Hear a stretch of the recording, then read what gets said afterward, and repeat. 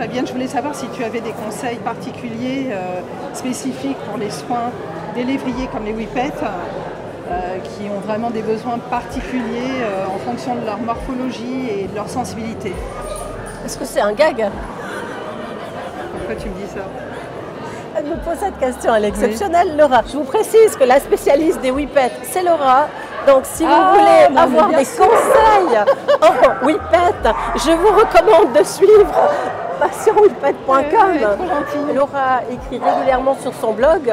Finalement, tu donnes des conseils qui sont très pertinents. C'est toujours intéressant d'avoir des réponses par des gens qui ont des spécialités comme toi. Et voilà. Voilà, mais les whippets, c'est vrai, c'est ma spécialité. C'est la spécialité.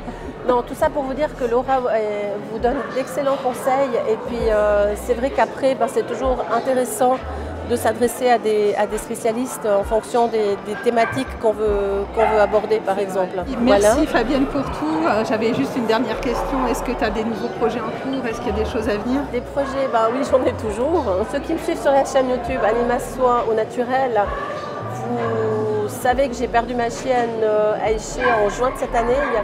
Et mon projet, oui, c'est de reprendre un chiot. Donc, on regarde déjà actuellement différents élevages, mais ce qui est important pour moi, c'est pas de prendre un chien pour en remplacer un autre. Il faut, comme quand on perd quelqu'un, on a aussi une phase de deuil à respecter, une phase de deuil qui doit passer par différentes étapes. Prendre un chiot, c'est aussi un projet qui nécessite réflexion. Quelle race? Plutôt un chien de famille, un chien pour faire de la randonnée, un whippet pour être sportif.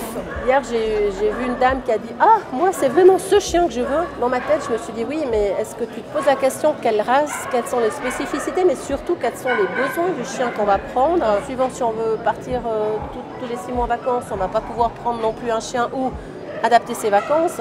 Et j'ai encore un autre projet, mais qui est aussi lié à cette venue de cette petite chienne, avec l'idée de faire aussi une formation, mais pour le printemps 2025, pour aider aussi les futurs propriétaires de chiens, peut-être à se poser les bonnes questions et puis de pouvoir les accompagner, quelle que soit la race. Et je pense qu'on va les communiquer, on va vous les communiquer au fur et à mesure, et puis on se réjouit, et puis vive Passion Whippet.